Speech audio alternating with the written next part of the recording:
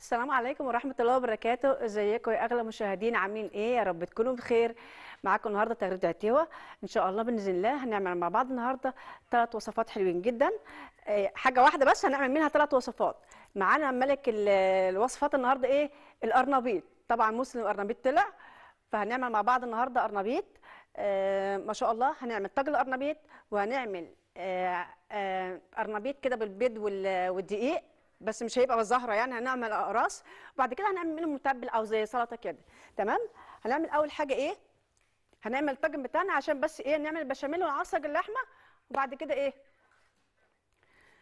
هنعمل البشاميل مع بعض وهنعمل العصاج وهنحطهم في الفرن. بعد كده نخش على الحلقه الثانيه. تمام. هنعصج اللحمه ونعمل بشاميل باسهل طريقه وباقل مكونات موجوده عندك في البيت. مشكله الناس اللي عندها البشاميل ما بيعرفوش يعملوه. هنعمل مع بعض النهارده بشاميل حلو جدا جدا. اول حاجه نعصج بس اللحمه كده. مقاديرنا ايه؟ انا معايا لحمه مفرومه، ومعايا بصلايه متوسطه، ومعايا حبايه من الفلفل. انا بس هو مش موجوده في الوصفه، بس انا بحب احطها. فلفل احمر كده بلدي عادي، ما هوش الوان يعني. ومعايا لحمه مفرومه حوالي ربع كيلو كده. لو عندك شريحتين فراخ ممكن تعمليهم عادي. ومعايا طبعا البهارات بتاعتي، ملح وفلفل وثوم وملح وفلفل. ومعايا الدقيق بتاعنا البشاميل، وهقول لكم هنعمل ايه مع بعض. هنحط شويه من الزيت كده عشان بس نعصج اللحمه. بعد كده ايه؟ نعمل البشاميل مع بعض.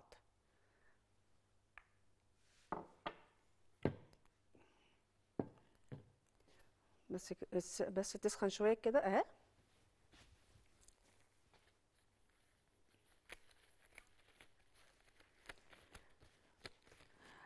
هنعمل العصاج الاول، بعد كده هنعمل البشاميل مع بعض. تمام. عندك حتتين لحمه في حتتين شريحتين من الفراخ البانيه، ممكن تعمليهم تضربيهم في الكبه وتعمليهم بنفس الطريقه، تعصجيهم بنفس الطريقه بتاعه اللحمه. انا كاتبه في الوصفه يا اما فراخ يا اما لحمه مفرومه. حطيت البصله بتاعتي اهي، سخنت اهيت. هحط الزيت بتاعي سخن. هحط البصلايه اهي.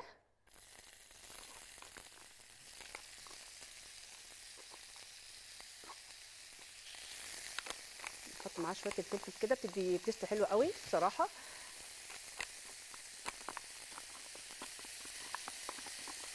عندكم حتتين بانيه باقيين في كده في الفريزر ولا حاجه، مش هيعملوا حاجه، اضربيهم واعملي نفس المقادير اللي انا بعملها كده. عصاجيهم واعمليهم كده كده. ادي تقليبه بس كده للبصل.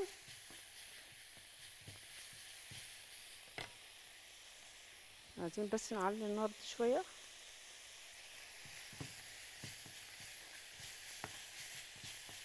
البصل بس يدبل شويه كده. انا طبعا احنا العصاج معروف، احنا دوب البصل كده يدبل سنه، بعد كده بننزل باللحمه بتاعتنا كده.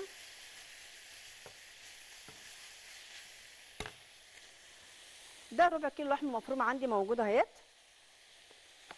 يعني مش مكلف ولا حاجه بصراحه. هنعمل مع بعض البشاميل باسهل طريقه، ومش هيكلكع منك ولا اي حاجه خالص. نيجي تشويحه كده للايه؟ البصله بتاعتي كده اهي.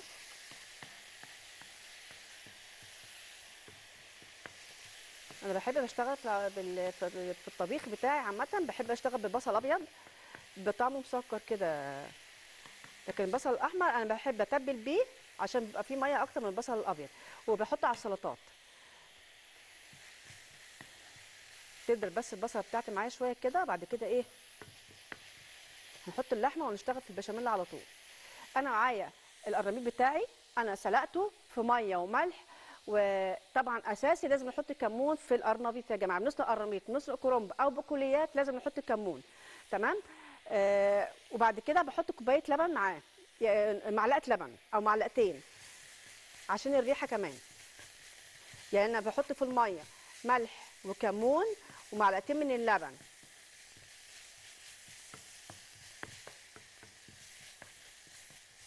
اساسنا الوصفه بتاعتنا النهارده هي زهره القرنبيط، هنعمل منها 3 وصفات حلوين جدا. انا كده البصله بتاعتي دبلت شويه، هنزل باللحمه بتاعتي او الفراخ اللي انا ضربتها، هنضربها في الكبه، مش هخليها معجونه. لو انت فراخ هتخليها مجروشه زي دي كده، تمام؟ او قطعها صغير خالص كانك بتعملي ايه، شاورما كده.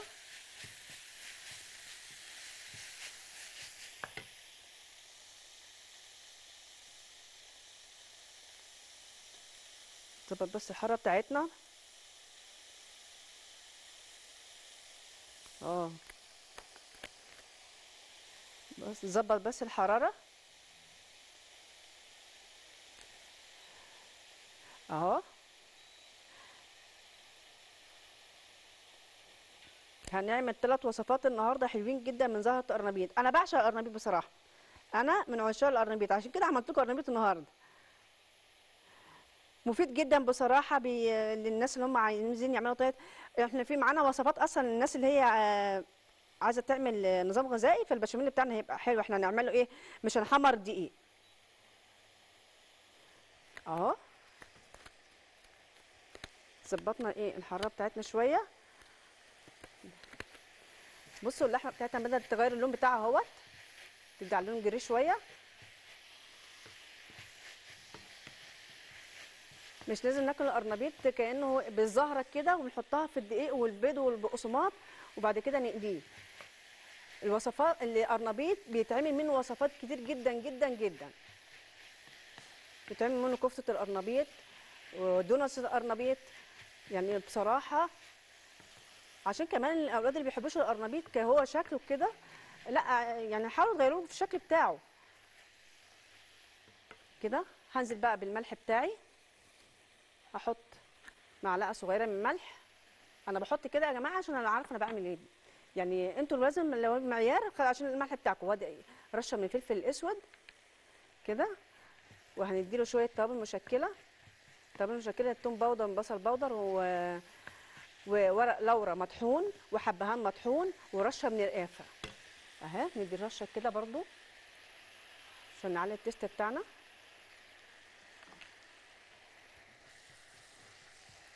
او بهارات مشكله، لما عندك توم باودر وبصل باودر كل حاجه منفصله اخلطيهم على بعض، وقرفه وشويه حبهان مطحون ورقتين لورا مطحونين، وحطيهم مع بعض كده. هي دي البهارات المشكله كده. ما شاء الله. بصوا اللحمه هي بدات تغير لونها وريحه طلعت تحفه بجد.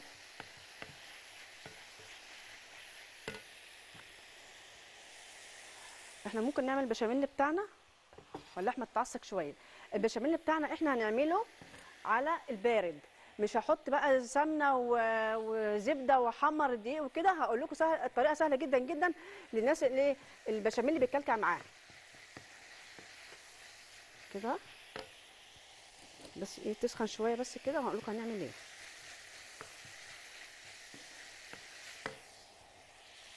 انا البشاميل بتاعي عايزه كوبايه الدقيق كوبايه اللبن بتاخد معلقه دقيق. بشاميل كوبايه اللبن بتاخد معلقه دقيق ومعلقه من الزبده، تمام؟ انا معايا كوبايتين من اللبن او نص لتر اللبن، هحتاج لهم معلقتين من الدقيق، تمام؟ ومكعب من الزبده، وطبعا شويه ملح وفلفل ورشه جوز الطيب. ادي البشاميل بتاعنا اللي هنعمله لكم باسهل طريقه. هعمل ايه؟ انا هحط لبن كده على النار، ومعايا كوبايه من الشوربه. اللي انا بحب اعمل البشاميل الميكس ده بصراحه تحفه تحفه تحفه بجد. جربوه. حطوا معلقه، يعني حطوا معلقه شوربه لحمه عندكم مع البشاميل، بصراحه بيبقى حلو جدا كده. انا معايا كوبايه الشوربه اهي، دي شوربه لحمه اهي كده.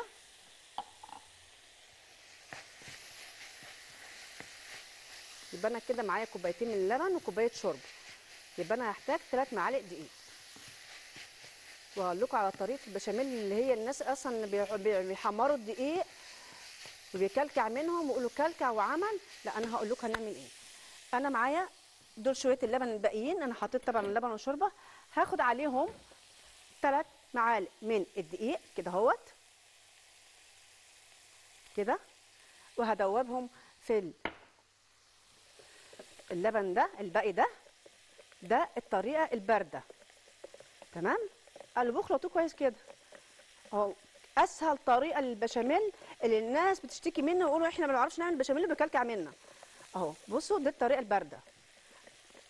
بصوا كده على البارد، يعني بارد يعني ايه؟ يعني انا مش بعمر الدقيق، بحطه في اللبن وبدوبه. تمام. والبتاعه بتاعتي على النار كده، اللبن على النار، اللحمه بتاعتي كده اتشوحت اهي، اتعصجت كويس اهي. انا هنقل دي هنا كده اهو على الناحيه العاليه دي. تمام كده اهو. اول ما يجي اللبن يغلي هنزل بالدقيق بتاعي. ممكن احط شويه دقيق كمان عشان ايه؟ القوام بتاعه يبقى حلو ميبقاش خفيف. انا كنت كاتبه في البشاميل ان انا هحط على الوش جبنه. انا بصراحه قلت طب في ناس كتير مبقاش عندهم جبنه وهم عايزين يعملوا وصفه اقتصاديه، خلاص هنحط بيضه، بس انا مش هحط بيضه في البشاميل كله، هحط بيضه على شويه البشاميل اللي انا هشيلهم للوش كده اهو. كده داب بوتاجازنا ايه اهو. بصوا انا هحط بقى مكعب الزبده بتاعي ده اهو كده، مكعب زبده على البارد اهو، هيتسيح وتتشتي حلو قوي كده. هندي رشه جوز الطيب طبعا عشان البشاميل بتاعنا اهو. ندي بس كده صباعنا كده. لما تعملوا لما تجيبوا جوز الطيب يبقى هاتوها كده الحبايه زي ما هي كده. تمام. ما تجيبوهاش بودر عشان بتحتفظ بالريحه بتاعتها، وبشوري زي ما انت عايزه، يعني هي سهله البشر اصلا كده. نقلب بس ايه البشاميل بتاعنا.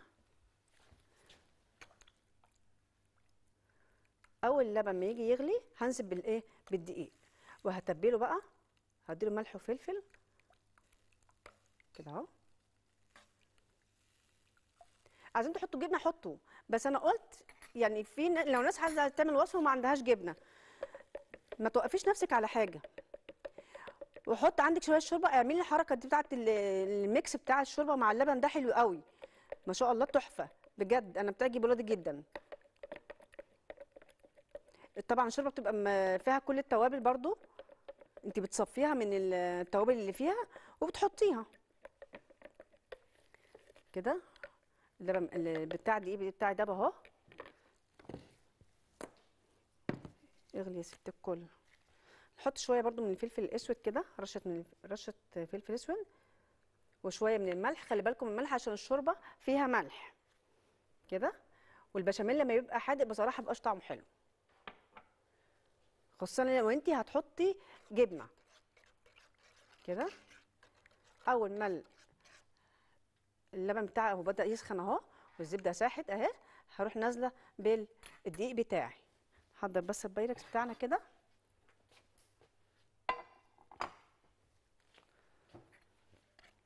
النهارده ملك الوصفه، النهارده الغدا بتاعنا النهارده كله قرنبيط. بصراحه يا جماعه انا من عشاق القرنبيط، عشان كده عملت لكم النهارده. وحلو ومفيد والله، مفيد. والكرنب والاكلات الشتويه دي حلوه جدا بصراحه. الزبده بتاعتي ساحت اهي. هعمل ايه؟ هنزل بالدقيق بتاعي. بصوا انا هنزل ايه؟ ايد تقلب، جيب بس حاجه نقلب بيها كده كده. ايد تقلب وايد تنزل ايه؟ الدقيق. بصوا كده. اول ما تحس ان القوام تقل خلاص، لو انتوا ما تنزلوش الكميه كلها. اول ما تحسوا ان القوام تقل معاكم ما تنزليش الكميه كلها كده. لو انت حسيت ان هو عايز شويه دقيق تاني، دوبي شويه دقيق في معلقه دقيق في شويه لبن او في شويه شوربه. دي اسهل طريقه للبشاميل اللي بيتعمل على البارد. الدقيق على البارد يعني مش بيتحمر. في ناس يقولوا لا احنا بنحب نحمر دقيق خلاص حمري دقيق في الزبده بتاعتك، وبعدين انزلي باللبن بتاعك برضو واحده واحده كده. ايد بتقلب وايد بتعمل. احنا عارفين ان ايه، ما كنتش تقلبي على طول الدقيق بيلزق ايه البتاع وبيكلكع اهو. انا هنزل بيه كله اهو. بصوا بدا يتقل في ايدي اهو ما شاء الله. بصوا بدا يتقل. لو احتاج شويه دقيق تاني انا هحط له شويه دقيق اهو. تحفه، وصفه تحفه. نفسي كمان كنتوا تعملوها كمان بالفراخ، لو عندكم فراخ اعملوها بالفراخ تحفه. انا بعملها في البيت بفراخ بصراحه، بس انا قلت اسهل الامور لو الناس ما عندهاش ده يبقى عندها ده اهو. هو بدا يتقل في ايدي اهو، بس يغلي عشان اعرف قوامه ايه. لو محتاج شويه دقيق تاني هحط له شويه دقيق مع شويه ميه او شويه لبن او شويه شوربه الموجود عندك والمتاح عندك اهو. انا عايزاه القوام بتاعه يبقى حلو علشان ما يبقاش خفيف. هو لو خفيف وعندك جبنه هتغطي الوش كله هيبقى بالجبنه بصراحه، لكن لو خفيف كده وما فيش جبنه هينزل منك البشاميل اللي تحت ومش هتديكي لون، مش هيعمل وش حلو بصراحه.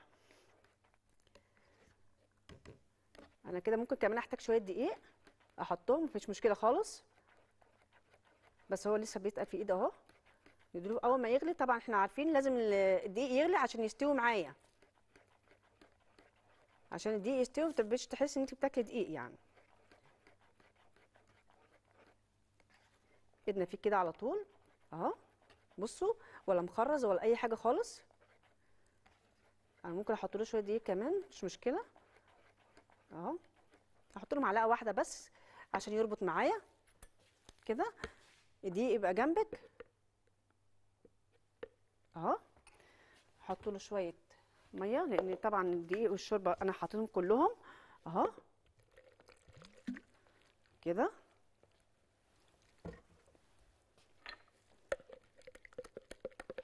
هو بدأ يغلى اهو. هنزود بس برضو هنحط شويه شويه، مش ممكن ما احطهمش كلهم برضو اهو. اسهل طريقه للبشاميل بدون اي كلكعه ولا تحمري بقى، هيبقى خفيف وحلو جدا بصراحه، وما بياخدش ايه سمنه كتير او زبده كتير. بصوا هو تقل شويه اهو، انا هحط بس شويه كمان اهو عشان القوام بتاعي. انا عايزه القوام بتاعي يمسك ليا الايه القرنبيط، يعمل ليا طبقه حلو اهو. بصوا اهو كده كويس جدا اهو. القوام بتاعه كويس جدا، بس هقلب شويه عشان شويه اللي انا حطيتهم يستووا اهو كده. النهارده اليوم العالمي للقرنبيط كده اهو. بصوا غلي اهو كده. يبقى ايه عايزين تحطوا زبده تاني حطوا، بس هو كده هيبقى خفيف وحلو بصراحه. احنا مش هنعمله مقلي بقى، مش لازم بقى نزود زبده ونزود دهون يعني زياده اهو. انا هشيل كده من على النار، هو كده تقل خلاص. هعمل ايه؟ هجيب البايركس بتاعي هحط فيه شويه من البشاميل اللي انا عملته ده، حبه كده تحت في البايركس من تحت كده. بصوا كده نفرده عشان ارص عليه القرنبيط بتاعي. بعد كده ايه هقول لكم هنعمل ايه. ادي ايه، قطعوه صغير يا جماعه مش كبير كده. هو هيبقى شكله عشوائي طبعا، مش هيبقى ايه ان انت هتحطي طبعا هترصيه. هو هيخش الفرن ايه والبشاميل هيمسكه تمام. حط كده اهو كده. فردوه كده في البايركس كده اهو. عايزين تقطعوا شويه عن كده شويه. انا بصوا الزهره انا قسمها نصين عشان ما تبقاش كبيره قوي اهو. هحط اللحمه بتاعتي او الفراخ اللي انت عصقتيها عصجيها بنفس الطريقه. عايز احط لها معلقه صلصه او شويه عصير طماطم مش مشكله، بس انا استكفيت بالفلفل بصراحه. الالوان ده مديها شكل حلو. عايز احط فلفل رومي اخضر حطي، ما عندكيش احمر مش مشكله خالص. توقفيش نفسك على اي حاجه. هنفرد ده كده كده اهو.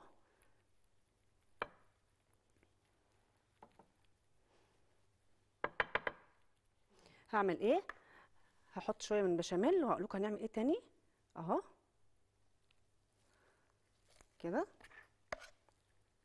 نفرده كده عشان يتغلغل كله، كل البشاميل يخش جوه الايه القرنبيط بتاعي.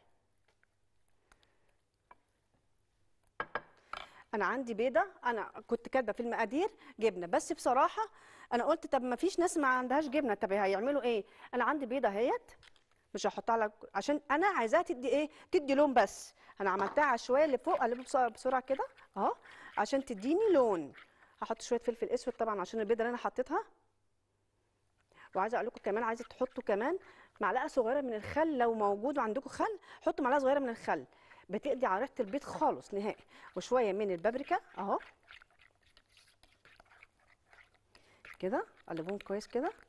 انا محتاجه ايه، هو ياخد وش كله مستوي، يعني كل القرنبيط مستوي واللحمه مستويه والبشاميل مستوي اهو كده. وزعوا كده على البايركس بتاعكم اهو. تسلم. بصوا كده، عندكم رشه جبنه حطوها. انا والله كنت هحط جبنه، بس انا قلت طب في ناس كتير ما عندهاش، مش متاح عندها جبنه يعني. انا بعمل كده في بيتي، لما اكون ما فيش جبنه خلاص مش هنزل اجيب جبنه، خلاص هي البيضه هتقضي الغرض يعني، وهيديني وش يعني لون حلو بصراحه اهو كده. هو البشاميل بصراحه تحفه تحفه تحفه.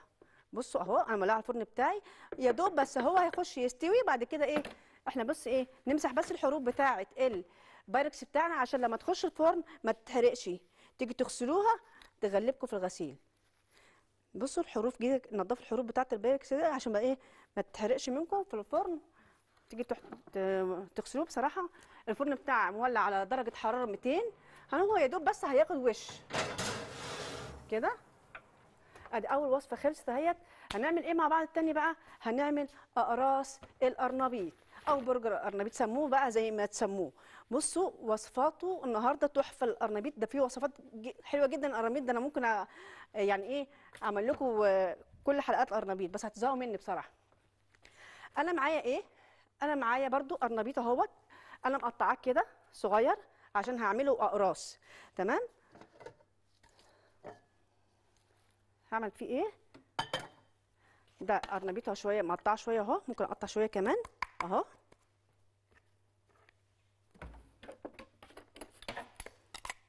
كده اهو. قطعوه صغير كده عشان احنا هنعمله قراص. تمام. ممكن اقطع شويه كمان. انا معايا طبعا القرنبيط اساس الوصفه كلها النهارده، كل يوم قرنبيط. القرنبيط ده انا سلقته في ميه وملح وكمون ومعلقتين من اللبن. تمام. وبعدين ما بهلوش جامد عشان ما يبقاش معايا بحس اني باكل عجين، لازم احس طعم القرنبيط. تمام. انا هاخد بس، حتى لو انتوا عندكم الصغير ده اعملوه كده، قطعوه كده. ومعايا اي كميه قرنبيط، ده يا جماعه مش فيهاش صح وغلط يعني، ما فيهاش كميه، ما فيهاش مقادير. معايا قرنبيط ومعايا بيضه ومعايا توابل مشكله ومعايا شطه ومعايا خضار. تمام. ومعايا زيت طبعا للقلي، نحط الزيت بتاعنا يسخن اهو كده. عايزين تزودوا الكميه زودوا. نحط الطاسه بتاعتنا على النار اهي. هنحط بقى ايه، شويه من الخضره المشكله. الخضره المشكله بقدونس وشبت وكزبره. تمام. اهو شويه كده. ومعايا دقيق طبعا، معلقه من الدقيق عشان تربط لي البيض او البيضه كده. عايزين تعملوا الخطوه دي، الدقيق مع الخضار مع البيضه وتضربوهم في الخلاط وتحطوهم عليها، مش مشكله خالص. ومعايا شويه من البيكنج باودر، والمفروض يبقى فيه شويه من النشا، بس انا بصراحه ايه نسيت النشا. نحط شويه من، اساسي يا جماعه لازم نحط كمون اهو، كمون. وادي شويه من الملح وشويه من التوابل المشكله، وطبعا لازم شطه. معلش بقى سامحوني، ان هي بصراحه حلوه جدا بالشطه. وادي البيضه بتاعتنا اهي كده. ومعانا كمان بيكنج باودر اهو، بيكنج باودر طبعا عشان البيض وعشان يديني الهشاشه اللي احنا ايه بنشوفها. دي زي ايه، زي اللي احنا بنعملها، الناس بيعملوها زهره كده، بس انا بصراحه قلت عشان الاطفال اللي ما بياكلوش قرنبيط نغريهم كده. نقلبه كده، نقلبه كده مع بعض. لو انت حسيت ان هو محتاج شويه ميه او لبن اوكي، لان انا هعمله زي قراص كده، زي برجر. آه سموه اقراص، سموه برجر بقى، اعملوه سندوتشات. بصوا كده. ممكن احط له شويه ميه كمان، لو عندك لبن حطي. انا بعمل القرنبيط اللي هو الزهره الكامله ده، انا يا جماعه في ناس بيحطوا 5 6 بيضات، انا ما بحطش ولا هما بيضتين اتنين، انا بحطهم بس فقط لا غير. احط بس الزيت بتاعنا يسخن عشان احنا هنشكل على طول. بعدين ده ميزته ان هو ما بياخدش زيت كتير كده، لان برضو كل حاجه فيه مستويه، يا دوب ياخد من لون من تحت واقلبها الناحيه التانيه كاني بعمل ايه، بانيه. بصوا كده اهو كده، قلبوا كده، حاولوا تهرسوا فيه كده اهوت عشان ايه يمسك معاكم. عندك نشا حطي نشا، النشا بيدي هشاشه وبيخليه مقرمش كده اهو. انا ممكن احط شويه دقيق كمان عشان ايه يربط المواضيع دي كويس كده اهو. حاولوا تعملوا الحاجه لاولادكم اللي هم ايه يعني اغريهم. انا بقى كنت عاملاها ايه، انا عملتها في البيت، بحط بحط بطاطسايه مبشوره وجزرايه مبشوره وكوسايه مبشوره وشويه خضره صغيرين بصراحه يعني. بس احنا قلنا ايه برضو المتاح عندكم عشان ايه، دي اضافه. انتوا عايزين حطوا حطوا جزرايه مبشوره وحطوا كوسايه مبشوره وحطوا بطاطسايه مبشوره، بس البطاطسايه هتعصروها من الميه، يعني ابشروها وعصروها من الميه بتاعتها وحطوها عليها على طول، ما تسيبهاش بره عشان لونها ما يغيرش. تمام. احنا نعمل ايه، بس الزيت بتاعنا يسخن بعد كده هقول لكم هنعمل ايه. شيل حاجتنا اللي فضيت دي.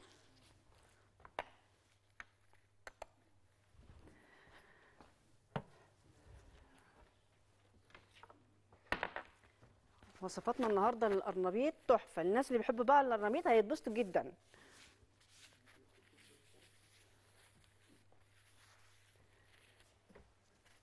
والقرنبيط بقى المخلل كمان.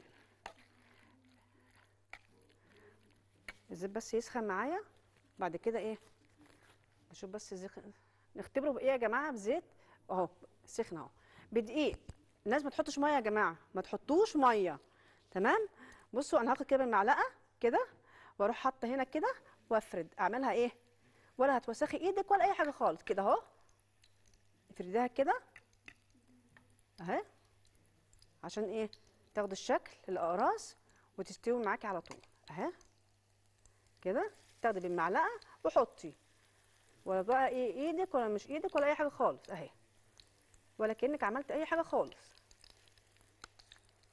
بصوا اظن ما فيش اسهل من كده.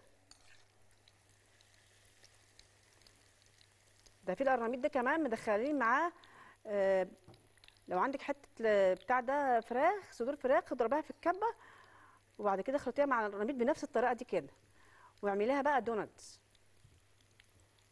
ممكن ابقى اعملها لكم في حلقه ان شاء الله. الاطفال طبعا اللي ما بيحبوش القرنبيط لانه مفيد جدا يا جماعه اهو كده. اول ما ياخد لون من تحت هقلبه الناحيه التانيه مع البطاطس بقى ومع الجزر والكوسه، حلو قوي بصراحه يعني. حد يصدق ان ده قرنبيط؟ اول ما ياخد لون من تحت هقلبه الناحيه التانيه. احنا بقى طبعا بنطلعه على ايه، على ورق كده اهوت مطبخ عشان يمتص شويه، يا اما تحطيه انا بصراحه بصراحه لما بكون بقلي اي حاجه انا ما بطلعش على ورق مطبخ، انا بحط في مصفى ستانلس عندك، طلعيها طلعي فيها الحاجه، حطي تحتها طبق بتنزل الزيت كله، لان بحيث ان المناديل بتشرب الزيت وبتفضل الحاجه زي ما هي. انا اي حاجه مقليه بطلعها في مصفى، لان المصفى اصلا مخرمه وبتدخل هواء وكده فبتخلي الحاجه تنشف بسرعه، عكس طبعا ايه المناديل. ادي القرنبيط بتاعنا، ومعانا وصفه النهارده الثالثه اللي هي متبل القرنبيط او مقبلات القرنبيط، سلطه القرنبيط، سموها زي ما سموها بصراحه. حلو جدا جدا جدا برضو بصراحه. اول ما تاخد معايا لون من تحت هقلبها الناحيه التانيه كاننا بنعمل بانيه بالظبط.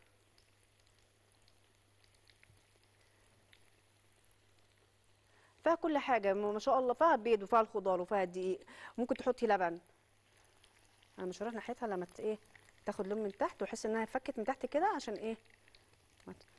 دايما ما تشتغلوا في تقلوا في حاجات كده ايه، اشتغلوا في حاجه ايه ما تكونش بتلزق يعني. بصوا ما خدتش زيت كتير اهي، مش لازم بقى حله الزيت ويبقى غامره من تحت ومن فوق وايه.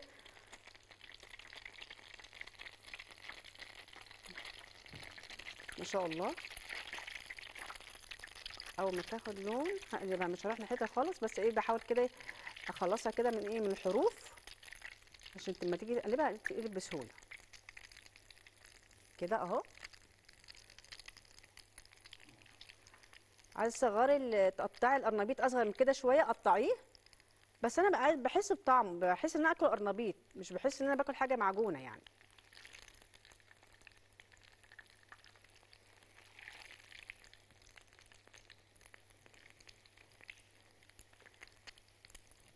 انا اولادي بصراحه ما كانوش بيحبوا القرنبيط، بس انا حببتهم فيه. مش لازم اعمل لهم قرنبيط زي ما احنا اهلنا كانوا بيعملوا لنا بصراحه، في ابتكارات كده واختراعات فيه كده اهو. دي كده اول ما تفكي من تحت ما تروحيش تقلبيها غصب عنها، لازم تفك معاكي من تحت اهي. بصوا اهي اتحركت معاكي قلبيها. طبعا هي فيها بيض وفيها دقيق فايه، عشان كده ايه ممكن تبقى تحطوا معاكم نشا، حطوا نشا عشان بيخليه مقرمش. بس نشوف معلقه تانية نقلب بيها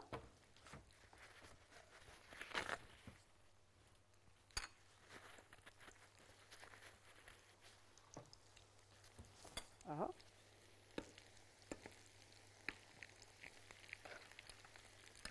كده.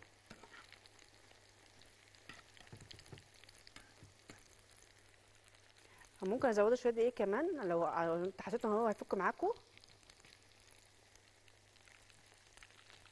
كده. قلبوه كده، ايد تقلب وايد تعمل اهي كده. قلبوه كده اهو. قلبوا الناحيه التانيه كده. هي فكت شويه، ممكن احط لها شويه دقيق عادي، مفيش اي مشكله.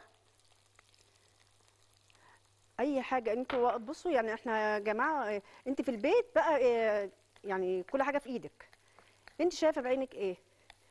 هي لو فكت معاك اديها شويه دقيق تاني بس خلاص اهي.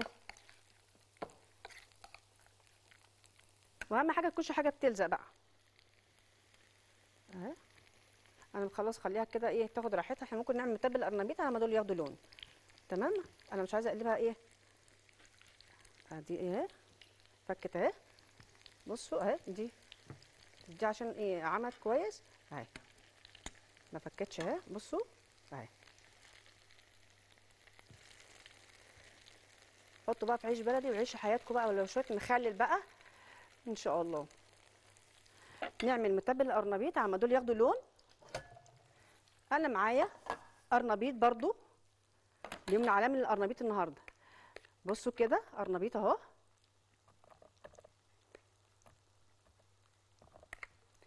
اي كميه انت عايزاها برضو. هنعمل الصوص بتاع المتبل بتاعنا ايه. نبص على اللي في الفرن. تحفه. بصوا خد لون تحفه ازاي اهو.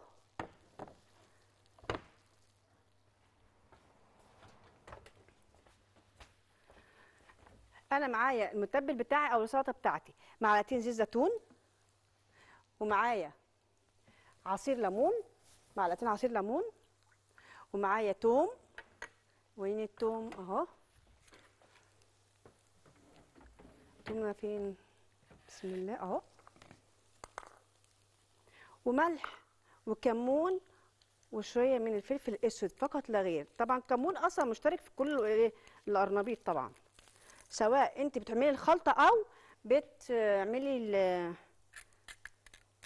او بتعملي سلطه. تمام. هنعمل الدريسنج بتاع ده كده، نقلبه كده اهو. نحط شويه من الملح وشويه من الكمون. كمون طبعا عشان ايه القولون، وشويه من الفلفل الاسود كده. ونحطه على المتبل بتاعنا ده كده، او القرنبيط بتاعنا كده اهو. بصوا تحفه. وشويه من الخضره وخلاص على كده.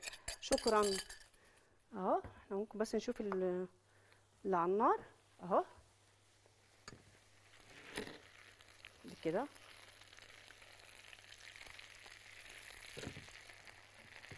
طب ايه، ماشي اوكي. نتبل دي كده اهو.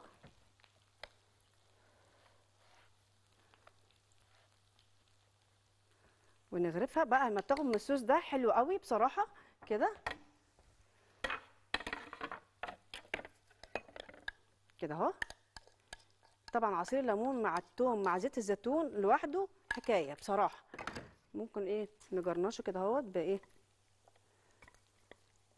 باي حاجه كده، او طماطم، شرايح طماطم، اي حاجه بصراحه.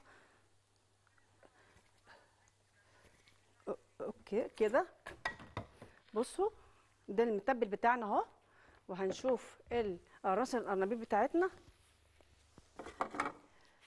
نحط شويه بس من البقدونس، نحط شويه من البقدونس بس، ونطلع ايه القراص بتاعتنا كده. حاضر. بصوا كده اهو.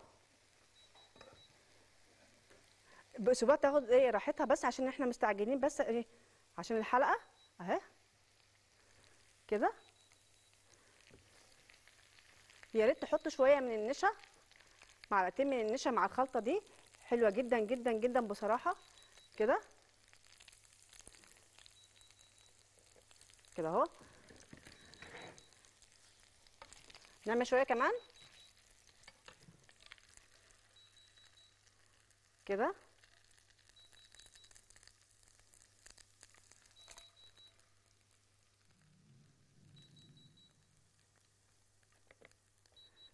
وادي القراص بتاعتنا خلصت اهي، تحفه بجد بجد، ريحه شهي. ادي عملنا وصفات القرنبيط بتاعتنا التحفه. يعني قرنبيطه واحده عملنا بها 3 وصفات، الثلاثه بصراحه احلى من بعض.